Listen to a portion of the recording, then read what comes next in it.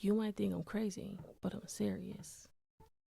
It's the Brain Rot Boogie. This is Annie Benny. It said he said on the ones and twos.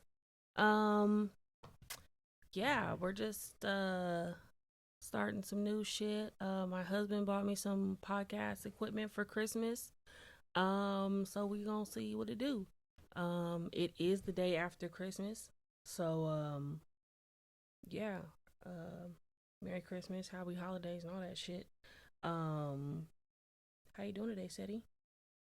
I'm doing well. Doing well. What about you, sweetheart? I'm doing pretty good. Not gonna lie, I'm a little bit nervous. You know, these are the thoughts of a millennial black woman with possibly untreated, undiagnosed ADHD. I don't know what the fuck I'm gonna say on this mic. Um, while you was setting it up, I was singing songs from Waiting to Exhale soundtrack. Why? I don't know. Hmm. Hey, if you got a song on your mind, you gotta sing it. Period. Sipping on an espresso martini cut water. So let's just get into it. Let's Go just on, get get into into it. it. Something I saw on Threads that I wanted to ask you about. Somebody said, "What do childless adults do on Christmas?" Said he said, "What did you do this Christmas as a childless adult?" What did I do? What did I do? You know what? I got some well-deserved rests, I know that's right. and I'm sorry for that being a basic ass answer, but I didn't even know I needed it. Right, right, same. Well, I cooked for us. Little something, some little light work, but I did sleep in. Cause think about it, when you are a parent on Christmas morning, first off, you was up all night wrapping them goddamn gifts, All right? all night wrapping them gifts. Then you gotta wake up at the ass crack of dawn because them kids waking up before the sun. Then Mm-hmm. you gotta watch them open them goddamn gifts that you just wrapped. You know what the fuck everything is, and you gotta act excited with their asses.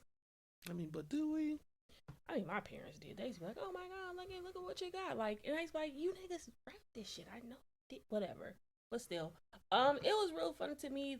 This entire Christmas season, you know, we're usually some Grinches.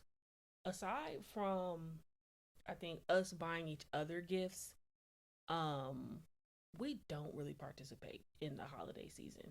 Would you agree? Um, yeah, we Right? don't really participate. I mean, I don't know why. Why would you think we don't really participate? Like, Oh, well, I think a lot of it is because we don't have kids. I think when you are a parent, you do have to put in some extra work to make the season memorable for your kids. That includes, like, decorations and going to, like, Christmas tree lane and looking at the lights and playing Christmas carols and all that shit. We don't have to do that. we definitely don't. But there has been times where we have went to Christmas Tree Lane or Yeah. But think about whatnot. it. We were taking other kids. What about the times where we weren't taking kids?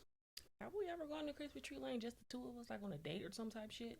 We went to something, but it was definitely not Christmas Tree Lane. Oh, when you went, it's something in Torrance called the Light something or Palos Verdes or somewhere Yeah, over there. that's Christmas tree lane. That's Christmas Tree Lane. I mean, that's what I consider Christmas tree lane, unless you're talking about the one on the east side, which I would not attend. Oh, I always thought that was Christmas Tree Lane. I think it is also called I that. mean, I mean, not to spin this off onto anything else. I was like, you got me looking at you like you're not from Long Beach. Keep it a But bean, I'm not. oh, Okay, I'm from San Pedro. Let's get that shit straight right now. First episode, I am from San Pedro. I just lived in Long Beach for 20 some years. so one would say you were from Long Beach, nigga. Yeah, What you okay, mean? sure. Okay, that's what you mean. Whatever. Yeah. But no, I took some notes on it, and I will say that this was the year I felt the most Christmas spirit. Oddly enough, I felt the most Christmas spirit on the year that I decided I wasn't buying anyone other than my husband gifts. Damn. What the correlation with that is, I don't know. Maybe I didn't feel burdened with like having to find the right gifts because Cedric is a great gift giver. Cedric always knows what to get me, how to give it to me. I, on the other hand, I'm a shitty gift giver. Like, I'm literally like, look, what you want? And I'll buy it. Send me a link. because I don't want to buy someone something that they're not going to use. But this year I felt the most Christmas spirit. And maybe next year, maybe I'll do a little bit more. I'll buy a wreath, you know, you know, we'll do some themes. I don't know, something like that, something like that. Yeah, that makes sense.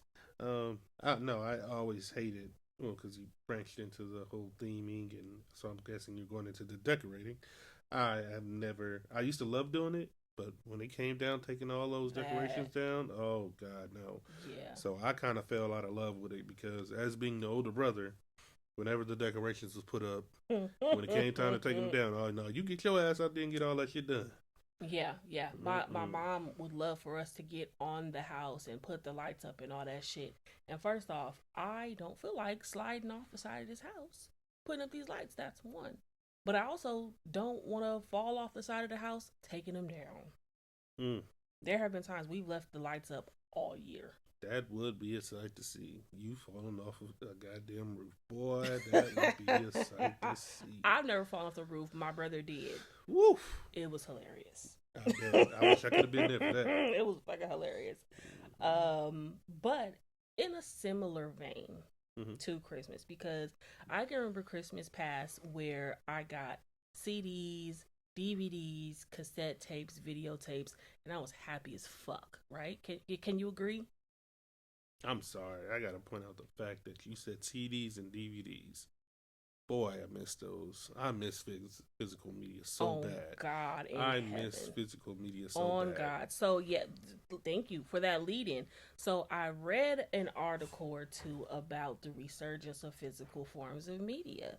So the first article, which was from Temple News, I believe it was, talked about how there's been a resurgence in a demand for physical media amongst Gen Z, which is the generation under us. We are both black millennials. Um, I think vinyl had been getting more popular over the last few years, and now CDs, DVDs, Blu-rays, that sort of thing is getting a little bit more popular. And then there was another article from Men's Journal that talked about how record labels want um, the streaming services, particularly like Spotify and Apple Music. Are we good? To increase their prices for the monthly subscriptions. And that got me to thinking, like, because I've been saying, yo, if these motherfucking streaming services keep going up in their prices, I'm cutting everything the fuck off. Just like I cut the cord with cable TV because it got too fucking expensive, they got too big for their fucking britches. I'll cut all this shit off. And that started getting me thinking, I need to start back buying CDs. I need to start back buying Blu-rays. I need to start back buying vinyl because we got to start building our catalogs back up. I know a lot of Gen Z and Gen X, we can all remember a time when we had a wall of DVDs, of cassette tapes, a bookshelf full of CDs, um, of music that we could listen to on demand. And we all got accustomed to having these streaming services. But you also got to remember there's a downfall to that. I don't know if you remember, but at the time that Prince died in 2016, his music was only on Tidal. It wasn't even on YouTube. Mm. For the Swifties, Taylor Swift had a argument or some sort of disagreement with Spotify back in like 2013, 14, something like that, and took her entire catalog off Spotify for like 3 years. And you're at the whim of artists, of record labels, of streaming services to get access to music that you want to listen to. So, Seti, what are your thoughts on that? What are my thoughts on that? Well, you know, like you said, I'm a millennial. I prefer anything physical over digital. Like, I don't get me wrong, I love digital. I Mm-hmm. feel like I fell into digital way before it became, popular. Yeah. But I also saw the downside of it. Mm-hmm. Especially on the gaming side. When everything went digital, now if you don't have an internet connection on some of your gaming systems, it's damn near brick. You can't do anything with it. Can't do shit. And that's crazy to me. Now, this ain't even something that I'm not. I don't know shit about gaming, but I have been hearing rumblings about of people on TikTok and threads talk about um now if you want to play like single player games or something like that, you still have to have internet access. Yeah. That's crazy On to some me. of these games, so going back and from where this has started, the days of playing Super Mario. That was I missed the couch games. Yeah. And that doubles back to the physical media. I miss games being about, the whole interaction and actually being physical. I miss being able to actually look at a CD case, Yeah. hold a CD case. Yeah. Like I honestly, I used to have a huge library. I don't know where any of my stuff was. I still have albums that were profound to me that are still in the plastic wrapping. I have never opened, Yeah. and I don't know where they at.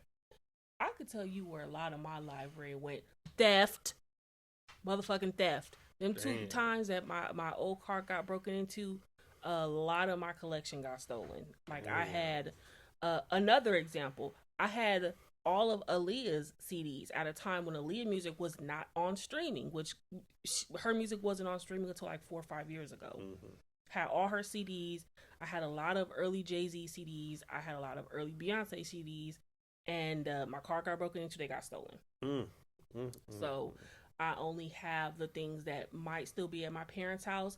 I also left a pretty extensive library of DVDs and Blu-rays at my parents' house that grew legs and walked away. I don't know where that shit is. Man, that was a great collection. That was, you had all the hood classics. All the hood classics. Man, that. Woof. So I made a promise to myself that I would begin rebuilding a DVD library. So about a month ago, I ordered Spice World. Don't judge me. That movie, listen, fucking love that movie. Cinematic greatness. I also have Dreamgirls because they kept fucking playing with Dreamgirls. Dreamgirls was nowhere to be found for a couple years, and then I buy Dreamgirls on Blu-ray, and then it shows up on Netflix. But I also heard it's getting taken off Netflix in January. Mm-hmm. But guess what? Guess who's still gonna have motherfucking Dreamgirls? This girl right here. Okay, and I also recently purchased Meteor Man on Amazon because you can't find that nowhere. Can't find that nowhere. So you gotta go back, especially some of the hood classics. You cannot find them sold anywhere, not even on eBay. Yeah, which is scary. If you can't find something on eBay, it is terrifying. Yeah. We talked about this early because we ran into one topic because we're looking for a movie. Pookie was able to help me out. I forget the movie, but the movie we were looking for that it's part of black cinema, black culture. What movie was that? What movie was that? Being a part of black culture, that Stuck on Silly? Not Stuck on Silly. Whoa. What the fuck is Stuck on Silly? Tripping? Was it Tripping? Oh, yeah, Tripping. It was Tripping. I said Stuck on Silly. Where the fuck I get that from? That's crazy. You came up with that out the ass. Stuck on Silly. It came straight out. Pause. But yeah, Come on, Tripping. Hey Tom. you remember Hey Tom? Hey Tom. But anyway, so some of this media you can't even find anymore. So I have recently started going back to physical media. Even for my video game stuff, I'm starting to build my collection back up because it's crazy out here, and I just miss the days of being able to see some of your shit. My vinyl collection is mad weak right now. Same. But it's growing. I got my GNX. I'm really proud about that. Yeah. And I saw the Clips album vinyl today. I should have got it, but I didn't. Yeah. But I need to make sure I get that. I'm getting all my profound black stuff. I want to get into vinyl as well. My issue is because I want to go back and buy some of my favorite albums in history. My parents have an extensive vinyl collection, and I would be pissed if I bought some shit that they have the original of. You know what I'm saying? Well, why would you be pissed if they have the original? Because I want that shit. It stands to reason that one day I'm going to inherit that collection. Mm-hmm. I don't want duplicates. That's just the way that my mind works. My ADHD mind, possibly ADHD. I don't know. But I'm gonna say that a lot. wouldn't I you don't fucking not know. want to touch the original and have one you can fuck around with? I, I don't know. Like I said, my mind can't compute, or it would bother me extensively to have more than one version, more than Okay, one copy I specifically. get it. I mean, I with vinyls, they're a little delicate. You can Yeah. easily scratch them, Hmm. mess up your record. So I thought having one where you could just, hey, I'm keeping this in here, not touching, and one you can play with. Because what if you have a drunk friend over and you're playing your Don't vinyl? touch them goddamn records. What you mean? What if you playing it and they Don't bump it and scratch it? touch the records. I mean, The fuck? what Don't get your drunk ass from around here. you mean? Come Well, on, I man. mean, what if they doing a little 1-2 step? And they, and and they they and turned they into and a they one, they two, three step. they bumped the turntables like in House Party. Yeah, He kept skipping the record. exactly. But no, yeah, I totally agree. I think that in the new year, as much as I want to cut down on hyper consumerism, that's another topic for another day. I do want to build up my physical library. I think the problem we're gonna run into is the issue of scarcity, because these record labels, they not finna start printing out, and pressing CDs and vinyls, because they see the play that the consumers is trying to make. We want to build up our catalog so we can unplug from these streaming services should they, and continue to increase in costs. Well, And I think the record labels and the streaming services, they kind of, for lack of a better word, kind of get off on the fact that we need these services to listen to our music, which is such a vital part of everyone's lives. well, You know, now we do. Think about it. Your cars are not even made with CD players anymore. it's crazy. Where do you even buy a CD player nowadays? Man, I don't know if I told you this, but one day I had to call my mom and ask her like, "Hey, do y'all still got a VCR at the house?" She was like, "Yeah." Why? I said, "Cause I went on Amazon to see how much a VCR would cost. That shit was like $500. No bullshit. Supply I and said demand. that's crazy. I didn't look at the DVD players. I think they still low. They still pretty low. We should Yeah. get our motherfucking. Well, we got a Yeah. PlayStation. So we'll be good. Whatever the fuck. But yeah, that cool shit. Speaking about, you know, I think like the topic of Christmas kind of led us into that topic. But I had a question for you, Seti. So we got a lot of Christmas songs. We got some Christmas classics, right? We even got Halloween songs. Mm-hmm. But do you have any songs that you consider to be a New Year's Eve anthem? New Year's Eve, Like a not. song, it's New Year's Eve, you taking shots, and you gotta hear that shit every New Year's Eve to get you in the mood to cross that line into the new year. And it's gonna fucking get you there. I don't have a New Year's Eve anthem, but as far as holiday anthem, Hmm. any day, TLC. Have a merry Christmas and Yeah, a yeah, happy I'll New give you that. A Happy What? New Year. What? Hell yeah. Hmm. That shit gotta play at least once. Oh, absolutely, absolutely. Well, but I'll give you two songs that I consider New Year's Eve anthems, and when I tell you, you're gonna be like, "Of course." The first one, "Waiting for Tonight" by Jennifer Lopez. No, What? no. Nigga, Loves the song, but New Year's anthem. waiting for tonight. Oh, when you would be here in my arms. Yeah, I get all that, but New Year's anthem. Yeah, and I'll tell you why. It goes back to the video. No. In the video, it was New Year's Eve because that song came out like '99 right at the cusp of the year 2000. So the video was New Year's Eve themed, and people who watched motherfucking MTV, unlike your fucking self, would remember that. I don't remember shit. So. Clearly, the second one, and I don't know who's gonna agree with me on this one, is "Like That" by Mariah Carey. It's like that, y'all. Like that, y'all. It's like that, like that, y'all. You like this and you know it. 'Cause you get so explosive. Them chickens is action on lotion. Come on, man. Bars. That's your new. Hell yeah. You know what? I don't each know. its own. It puts me in a mind. I don't know. It's just such a celebratory song. 'Cause it's my life. Shit. No stress and no strife. I'm leaving it all behind. Tell me that's not an affirmation for the new year. Come on. Look, hey, it's all you. Hey, because when we post this motherfucking video, somebody's going to agree with me. I'm not talking out of the side of my ass. I didn't say you were. Didn't know you. None of that here. This, like I said, I can't resonate with it. But my music taste is all over the place, so I can't say anything. That's why I said I have no New Year's song. There's nothing like I could listen to because New Year's I'm lit regardless. Period. Yeah. So everything sounds great to me. A little bit off topic, but that's how this shit is gonna go.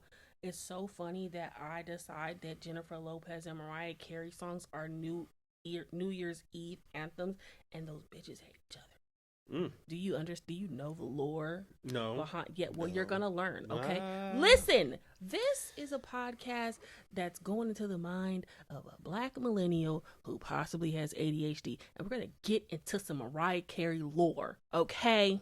So you said black millennial that possibly has ADHD. What makes you think I'm about to focus on this? And you about to focus on this shit right now, nigga? The fuck? Do I have to? Absolutely. Anyways. Do I need to?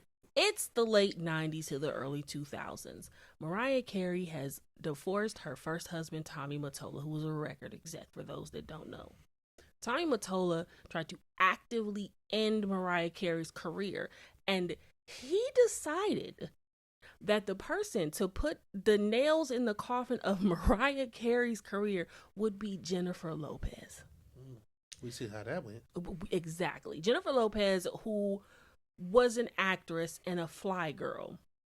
She was going to end Mariah Carey's career, and he did that by there was a song that Mariah Carey had on the Glitter soundtrack, which is another story for another day. Okay, but it was I believe it was Loverboy. That was the song, and it had this specific sample in it. I don't know the name of the sample, but it was a cool little song. Mariah intends to release it as a single from the Glitter soundtrack. Tommy Mottola finds out, and he calls Irv Gotti from Murder Inc. It's murder. Calls Irv Gotti and goes, I need you to make a song with Jennifer Lopez with this particular sample.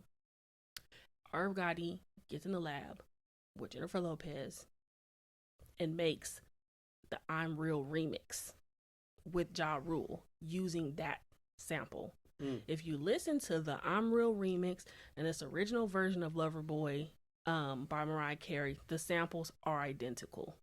They rushed the I'm Real remix and push it out to the public. It becomes a hit. So Mariah can't release the Loverboy single. Damn. And the thing is, Jennifer Lopez knew that she was a pawn in this scheme set up by Tommy Mottola. And she was with it because she was like, fuck it. Because she's a fucking opportunist. But whatevs. I'll get off J-Lo. Just know they don't like each other. And just remember, you picked this song. And, Mariah's supposed to be your girl. But, lamb to the death of me. You hear me? Yeah. What you mean? Yeah. Lamb to the death of me. You know I love Mariah.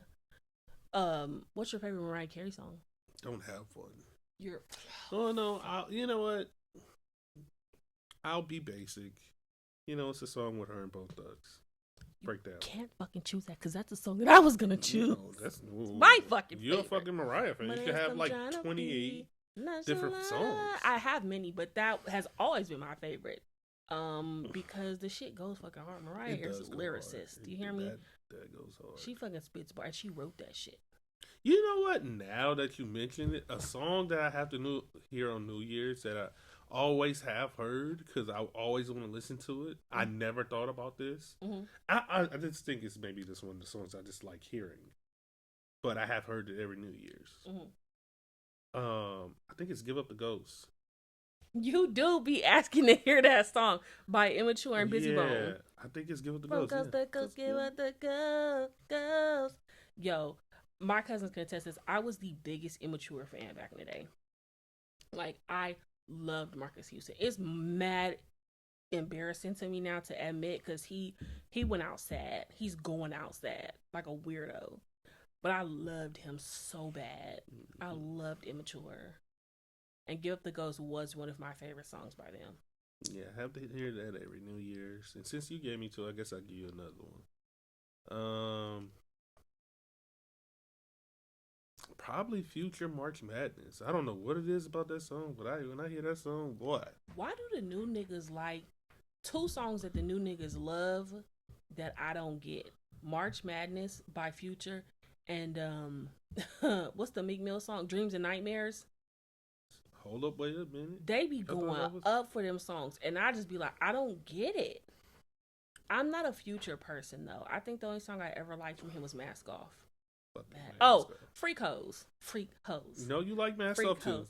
Freak Hoes was my shit. Bounce that ass, make your knees up. But that's a sample from a Master P song too. Mm-hmm. So I think that's I why. don't know. With me, I know it ain't even the lyrics. I just like the beat. That beat just go crazy for me on March Madness. I gotta go back and hear it That because I beat really is can't even like like, voice hear it in my mind. oof, that motherfucker. Oof, that beat just go crazy. That's what it is for me. Really? Yeah, March Madness. That beat is just what? Okay, for sure. I'm gonna do a hard pivot Mm-hmm. because it's the way my mind works. I hit hard pivots all day. I do want to have a segment where I ask you a question and we get into it. It's usually gonna be relationship based because we are a married couple and people be wanting to know what we think about shit. But this first question that I'm gonna bring up to you, I don't think it's relationship related, but I want to know what does the perfect day look like for you? Perfect day. You know what? I would like you to answer that one first. I would know. In other I words, would. you don't have no idea. No, no, no. I'm not saying that. I'm not gonna say that at all. I would want to know what the perfect day for you would sound like. The perfect day for me looks like first off, I don't have work the next day. Okay. The perfect I don't work on the perfect day, but I also don't work the day after the perfect day. Because on the perfect day, if I have to work the next day, I'm gonna be thinking about work the next day. And then the day's no longer perfect. Okay. I wake up when I fucking feel like it. And I wake up well rested. I'm not in bed thinking about the fact that I need to get up. I could wake up, I could spend money the way that I want to spend it, and I don't worry about being broke the next day. There's no budget on the day. Matter of fact, the money is coming from somebody else, not me and not my husband either. Um, all my meals have been cooked by someone else. The fuck you got going on? You selling feet pics or something? Where this money coming from? I don't know, nigga. You asked me what my perfect day is. I didn't say that the perfect day was really gonna fucking exist. Oh, okay, my And fault. hey, feet pics. Look, hey, if anybody want to fucking buy some feet pics, hit a bitch up. But back to my perfect day. Back to my perfect day. Um, yeah, all my meals are cooked by somebody the fuck else. Somebody else is washing the dishes. I might not even be at home. I might be in a hotel or something. Yeah, probably be in a hotel or a resort, something like that. Because I want to get down and I want to swim on my perfect day. And I want to eat some motherfucking fruits and shit outside. I want the sun on me. I don't want it to be too hot because I be getting sunburn. And I want to take a nice hot bath and chill and read a real good book. Probably have some Sade playing in the background. After I be swimming all day and eating all good, and then I get in my bed or get in a bed, a nice, beautiful, big bed that's nice and cool, the AC hitting just right, and I get some real good sleep. And the whole day, I'm not thinking about the time that I'm potentially wasting not doing something productive. Because a lot of times when I'm off work, when I'm not doing anything, my mind is racing with the things I could be doing. And I think that ruins a lot of downtime for me. But yeah, that's what the perfect day looks like for Annie Banny. And that's the reason I asked you to go first, because my shit is so basic, it's gonna disappoint you. I ain't finna sit here and lie to you. You finna be so upset. My perfect day, because I experienced a little bit of it, where we went on our trip to Mexico. And it made me realize something about myself. One, I'm very simple, and I love isolation. Yeah. I love isolation. So my perfect day would be me waking up, to see another day, of course, but waking up on the beach, being able to go relax and isolate myself from the world, my phone, any form of communication with other people. Yeah. And being lost in my thoughts. I never understood it. I never understood why people would go sit on the beach and blah, blah, blah to stare at the ocean. But I understood it when I finally went and did it. I was like, oh, this is so therapeutic, Yeah, that whew, it's grounding. Very grounding. Yeah, you get to be back one with nature, which is what we all should be. It's what the heart and the soul yearns for. Yeah, all that shit she said. But that would be my perfect day. Just being lost in my thoughts. Okay, I like that. I like that a lot. But something that you had said when you was describing your perfect day was you like to be in isolation, and I feel like when people hear that, they're gonna be like, "How is you married, but you like to be isolated?" What would you say to someone that would ask you that question? I understand because I too appreciate isolation, but I am married to a man who likes isolation. I don't even know how to answer that. Like it's not a loaded question. It's very simple. Um, for instance, how I brought up like when we were on vacation to Mexico, she can be doing her thing at the pool, drinking with her friends while I'm out down there isolating and minding my business. Um, and also, she knows how to get me out of my isolation or bring me back to reality. I think everyone needs to have that person. I think a lot of people get lost in themselves too much that they don't have someone to pull them back and bring them back to the reality or ground them. Um, I think one of our better traits is we know when one or the other needs to work through something or actually be isolated for a little bit so they can work out something, and when time need be, if it's something that needs to be communicated or talked about, we'll talk about it. But if it's something that the other person is going through and they like, hey, I got it, we leave each other alone. We're here to support each other, not badger each other. Fuck yeah. I think people lose sight of that. I think that you can be married to a person and still have your isolation, still appreciate your isolation. For instance, I think we can give each other our space and still be in the same space. You know what I'm saying? Cedric wants to take a shot. He's motioning towards the tequila, and he doesn't know how to grab it. Is that the problem? No, I was trying to say the bottle empty. I need fuck. That's what I was trying to say. I'm sitting here drinking a cut water. Like I said, I prepared. Anyway, what is the next topic, motherfucker? Shit. Hey, goddamn it! You cut me off, but that's all right because I don't remember what I was talking about anyway. I didn't cut you off. The cut water. The cut water cut me off. Let's see. This section is called Books and Brain Rot. See how I made my own theme music? Basically, I am an avid reader and I like to talk to people about the books that I'm reading, even though people don't be fucking reading. Cedric does not read. Okay. I'm sorry, dude. Fool me. That's our dog in the background. That's Jabron, FYI. So make note. I know how to read. I didn't say that you didn't know. She said the shot like, hey. Shots in the dark. No, Cedric knows how to read. He's not fucking illiterate. First off, me being an avid reader, I would never marry a nigga who is functionally fucking illiterate. Okay. Yikes. That's a little mean. How was that mean? I said I would never marry someone who was functionally illiterate. That's still a little mean. To whom? The person that can't read. Like who can't read? Well, clearly not me, but I'm just saying not in general, like you just how you said it. This sounds mean.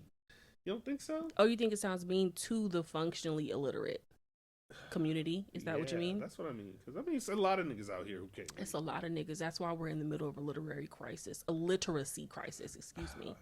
Here we go. I done got her started. Hey. In my mind, there's a lot of twists and turns, and you done turned me into the literary crisis. Okay, there's a fucking problem. You know, listen. I'm gonna back up. Sorry, guys. What the fuck was I saying? Oh, books and brain rot. Do. Fuck. The books I'm reading right now, okay? God damn. These are the books that I'm reading right now. And I'm looking at my Storygraph app. Storygraph is a Black-owned, Black-run app where you can log the books that you read, that you want to read. You can keep in touch with your other bookish friends and that sort of thing. So I'm looking at that. So right now, I'm reading a fiction book called Take My Hand by Dolan Perkins Valdez. I'm reading it for a book club with two of my friends. It's going pretty good. It is heavy in its topics. It's like a fictional book that's based in some true events regarding forced sterilization of Black and poor women in the South in the 1960s and 70s. But it's a great book. I'm enjoying it. The second book I'm reading is called Three Ring Circus, Kobe, Shaq, Phil, and the Crazy Years of the Lakers Dynasty by Jeff Pearlman. Great book.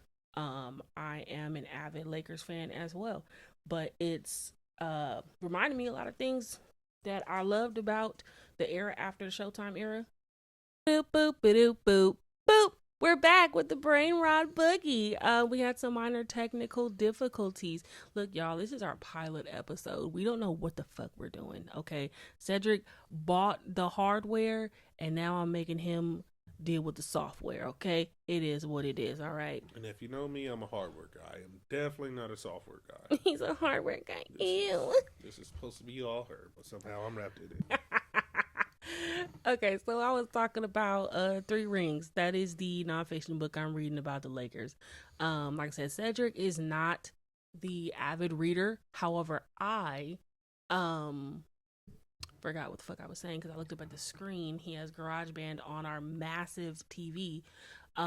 He's not an avid reader, but he is a sports aficionado who was a Lakers fan during the era of this book. So, Cedric, can you tell me a little bit about what it was like being a Laker fan in that era just before the first championship of the repeat, early 2000s? Shit, if you was from LA, like, it was all about that purple and gold.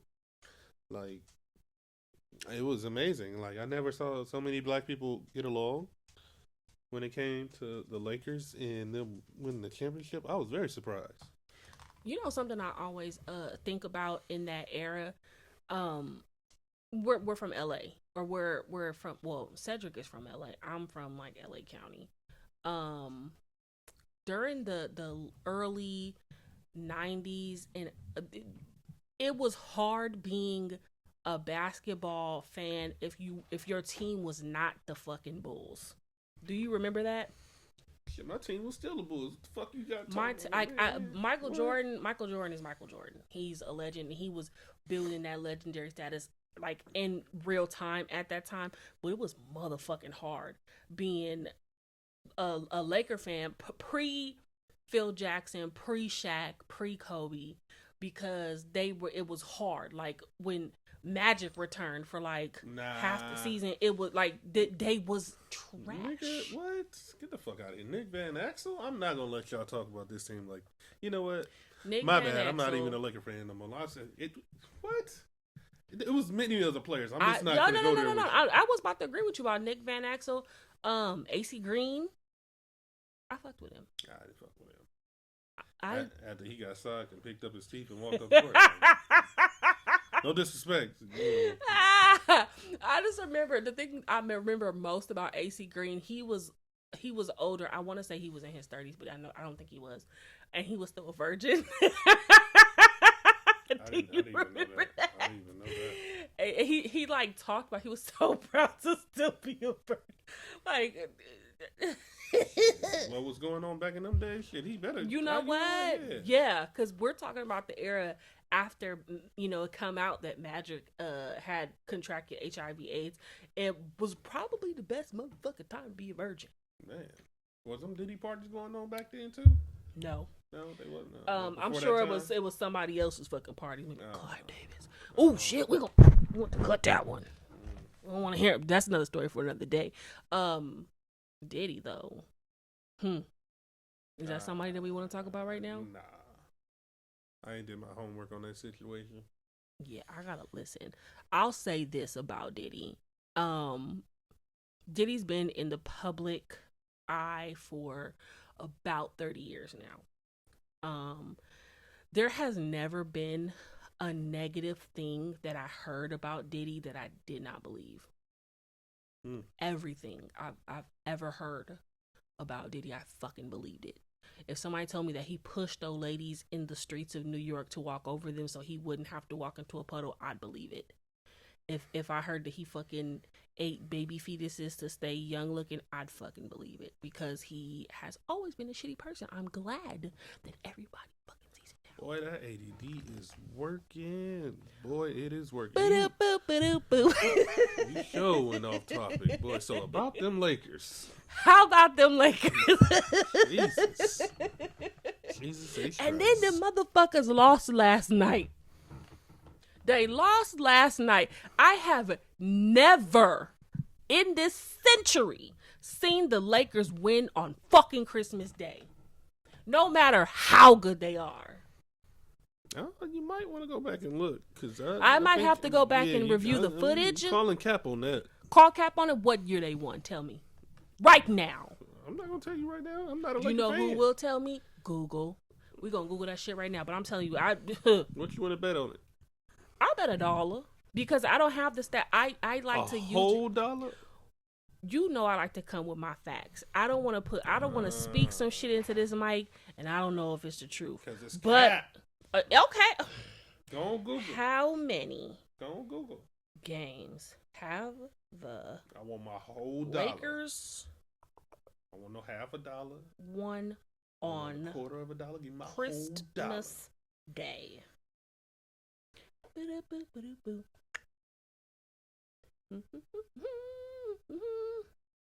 How many times the Lakers won on Christmas Day? So they have a total of 25 wins. 32 losses on Christmas. Let's see. Their most oh. Yeah. Okay. Yeah. I said I've never seen. So they won Christmas 2024 against the Spurs, 117 to 114 at Madison Square Garden. I said I've never seen the Lakers win. Doesn't sound on like Christmas a Laker Day. fan. Hey, this goes into hold up though. Like a Laker fan. Let's dive into this. When's the last time you actually watched a Laker game? This is what the fuck I was finna get into if you let me speak. And this touches on something that we talked about amongst ourselves yesterday, as well as a little bit earlier on the pod. Streaming services make it so fucking hard to watch our favorite sports. If you recall, yesterday I wanted to watch the Lakers on TV, and it was on ABC and ESPN. We have Hulu, but we don't have the ESPN package, so wouldn't be able to watch the Lakers there. We also don't have cable, so wouldn't be able to watch the Lakers there. I know a lot of the smart TVs that we have offer live TV options, but not local live TV options to where we could watch ABC. So there was no way for me to watch the game. And I know for certain that was the case last year as well. It's a major reason why a lot of people have a hard time watching their favorite sports. It's the same reason why the NBA and the NFL sit up and ask the question of why is viewership down, because a lot of people have cut the cord on cable in the last 2 decades, and they've made it so fucking hard to watch our favorite teams. That's why. Mm-hmm. Yeah, So the best I can do is watch highlights and clips online to get the motherfucking gist of the goddamn game. So yeah. Now what, ho? Aggressive much? Aggressive all the time. Anyway, I'm just saying this supposed to be coming from a Lakers fan, so I don't have to fucking prove my fucking fandom. You know what's so fun? You know what? It's always a motherfucking man that's like, oh, I guess you're not as big a fan as you. You get one fucking thing wrong, and now all of a sudden you don't know shit about shit. If you knuckles don't shut up. That's crazy. It's crazy how she got all that from that. And the reason I'm on her so hard is because she gives me so much shit for not being a Lakers fan. Because I changed both to the Clippers, but that's a whole other story. That's another story for another day. Okay, what else? Anyway, Ced, what you got for us today? What you want to talk about? You got a question for me? I had a question for you, but I don't know if I want to discuss it now. It's the brain rot boogie. What can't you discuss? Not that. It's just Up jumps the boogie. That'd be a great fucking theme song. We gon' show you how. You remember that song? No. No. Well, my question was, why are black people so afraid of roller coasters? Okay. You want to elaborate on that or something? Well, I don't want to say all black. You done people. already said all black people. I didn't say black people. I hated the fact that I started with that. But I'm thinking about my friend group, which is mostly black. And, well, actually, I'm thinking about my wife when I say this. The fuck? Because, well, some of you might not know, I'm what I would like to call a roller coaster enthusiast. I love getting on something that looks a little terrifying at times. Now, my wife used to be the same way. So this is more of a question from my wife. Let me take the black people out of it. My wife hurt my heart one day. Hurt my heart. She has been my riding partner for almost over, very, very long time. Very, very long time. Very, very, very long time. Jesus. I'll say 15 years. Just to be gentle. My riding partner. She left me on the roller coaster by myself. What roller coaster I had left you on? She left me on the roller coaster by myself. She sat down, played your boy. Played him. What roller coaster was that? Played him to the left. She put on Beyonce and played me to the left. Boy. What roller coaster? She go sit down in the seat, talk all this mess. Yeah, they boo, boo, boo, boo, boo. Then hop off the ride. What roller coaster is and this? And leave your boy. This nigga's only asking the question. Nah, you figure that out. I know, but you figure that out. It's only one ride you have left me on by myself. It's actually a couple. Nah. Yeah, I'll give you 2 examples of me getting off a ride. First one, Twisted Colossus. Mm-hmm. We're talking about at Six Flags Magic Mountain. Mm-hmm. Okay. Twisted Colossus, we get on the ride. Now, first off, I'm not some motherfucking stick twig, all right? I'm a big girl, full figured, and then some, all right? Get on the ride. I put the fucking shit on. I feel very secure, right? It's clicked down. I feel like I'm not going nowhere. But the ride operator comes and he goes, oh, let me push this down somewhere. The sensor says that it's not closed or something like that. I'm like, okay. So he pushes down on it. He feels secure in it. I feel secure in it.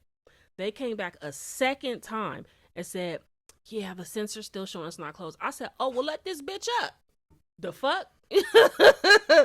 No, this is a bad omen. I don't know what your sensor got going on. Let me the fuck off, okay? Because I'm not fucking dealing with this. I'm not flying out of this bitch. The second time, we stood in line for Goliath. We went to Six Flags with another couple. And we stand in the line for Goliath. Mind you, the night before we had been drinking like a motherfucker. I don't even know how we got up and got ready to go to Six Flags, but we did. We stand in line for an hour and a half. I sit down in Goliath, immediate Charlie horse. And I'm like, oh shit. And so I stand up, I try to knock it out real quick, and I sit back down, and motherfucker tighten up again. I said, I'm not doing this on this ride. And I got up and I got the fuck on. And I was like, nah, I'm not finna sit on a roller coaster with a Charlie horse, an active Charlie horse. I'm good. Man, all I heard was excuses. What E40 say? What did E40 say? I'm gonna leave it alone. All I'm hearing is excuses. Don't know what the fuck he talking all about. I'm hearing is excuses. She got excuses for everything. That twisted Colossus scared the shit out of her. Goliath scared the shit out of her. She didn't want to embarrass herself in front of her friends on Goliath. First of fuck off, I had been on Goliath before. It wasn't my first time. I've never been on Twisted Colossus. That was my first time about to get on it, and I have not been on it since. I was like, I'm good. But Goliath, I had been on that before, and Cedric has the question about why do black people not get on roller coasters, and is directing it at me because as I got older and came to terms more so with my mortality. And I got tired of seeing my life flashing before my motherfucking eyes. It's just a bit much. I think, but I was still considered. I still, if we went to Six Flags, there's still quite a few roller coasters I would get on. Calling Cap. We're not gonna turn. Baby girl done turned into a big old fluff ball. She's scary. I am scary. Like I said, I've come to terms with my mortality and I realize I'm gonna fucking. I don't want to fly off a roller coaster. That's not fun to me. The possibility I might fly out this bitch. I mean, but you definitely not. Well, we don't fucking know that. I'm pretty sure people have died that way. They don't want them lawsuits. People have died that way. They do not want that lawsuit. Listen, and so I say that about myself. But the question that you initially posed was why are black people afraid of I'll take that back because But no, I wanted to talk about it. No, because I didn't do too much research on it. But as asking our friends, we got some that's all about it, and then we got some that don't fuck with it. Mm-hmm. And a good point you brought up is you were talking about your age as you got older. You were just like, yeah, nah.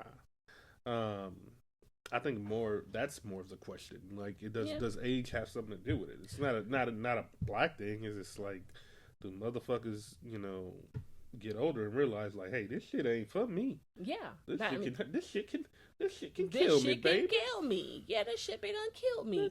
That's what it was for me.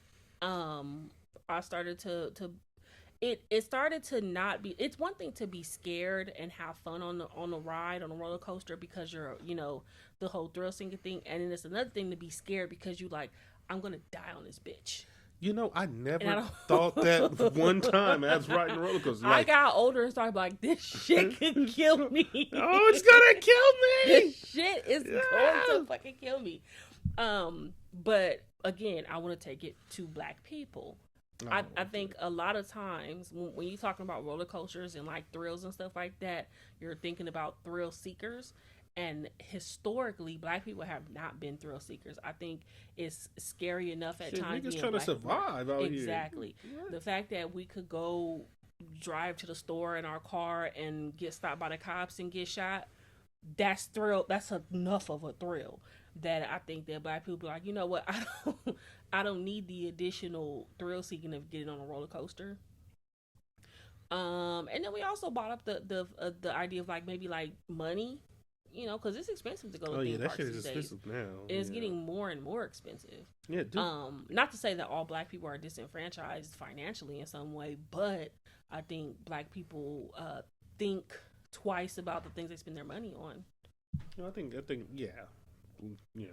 I mean, that's one reason that I have a heavy hand at not wanting to go to Disneyland because that's crazy. That's crazy. I'm down the street from the place, and I got to pay all this money just to go. I want to go to Disneyland. It ain't even for the rides. It be for the merch. I'm not a Disney adult, but I'm a Disney aficionado. So I'm about to go to Disneyland and drop 2 bands. Period. That's crazy. Nope, not gonna happen. Period. On merch alone, They merch that's is crazy. It's crazy. I love it. Yeah, exclusive. You gotta find that Disneyland club that do that. It's a club that do that. You need to It's go hella with them. clubs that do that, and there's like black women that like make groups and go and whatnot to Disneyland. My old coworkers, they have season passes. They go to Disneyland regularly, like at least once a month. I can. You know what? That's an amusement park. That's an amusement park. Yeah, you're paying for an experience. Cedric wants to be scared out of his mind. He wants to be thrown around and get his fucking central nervous system shooken up at 200 feet above the fucking ground. You know, that's the type of shit he wants. I just like a good thrill ride. She always got to put the extras on it. I like amusement. I don't know. I like having fun. I like going fast. You can have fun at Disneyland. You can have fun at Universal Studios. I'm cool. That don't look fun. So you're a thrill seeker. I'm a thrill seeker. You know, and I always have being been. a black man in America is not thrilling enough. You know, you gotta add a little spice to it. Nigga, we are the spice. Fuck you mean. But that has always been me. I'm always about, I guess chasing a thrill. I got it. Yeah. So does that end us? Is that all of our topics? I think we did okay. I think we did pretty well except for the technical difficulties. First issue. Again, we just trying to figure it out. Some years ago I had a podcast with a friend of mine. Shout out to Jade. I love you very much. And we went back to school and we forgot about it. We weren't able to pick it back up. I graduated from college this year and had a lot more free time. Jade is still in school and she's doing her practicum. She's going to become a therapist. I'm so happy for her. Good job, Jade. Go on, girl. Right. But Cedric decided that I still had a lot of things that I should share with the world. A lot of thoughts that I have in my mind. And I agree with that. Could I have just bought a journal? Probably. Man, it would have been a lot cheaper. It would have been a lot cheaper. But Cedric felt like I had something to say to the world. And I think that I do too. And so we're going to give it another go round with this podcast shit. So yeah, we had some technical difficulties. We're ironing out the kinks. We're going to figure it out. In the next few weeks, we will hopefully get like a visual component added to it so we can get on YouTube and make some shit shake. But if you stayed and you listened and you liked what you heard, fuck with your girl, you feel me? I got a lot more random shit I want to talk about, and I'm gonna make Cedric fucking do this with me. I don't know why. Who the fuck else? Listen, every Batman needs a Robin. I'm a horrible Robin. I can tell you that. I'm a shitty fucking I'm Batman, horrible actually. at Robin. I'm horrible with. Everybody needs a sidekick. I don't think y'all would want to just sit here and listen to me fucking ramble on about whatever the fuck. So yeah, Cedric's gonna do this with me. He's my sometimey co-host. I do have other people lined up, some people that I want to come and fucking ramble with in front of a mic for a little bit and fucking talk about some shit. We're gonna talk about everything. I love music, I love books, I love TV, and we're gonna talk about all that shit. I also love current events. I love pop culture. So we're going to talk about all that shit. And you're also going to hear me ramble about random shit. So if you're still here and you're still listening, subscribe. DM a bitch. Because I did set us up on social media. Ha ha ha. Yeah. Have a great fucking day, guys. Deuces. Later.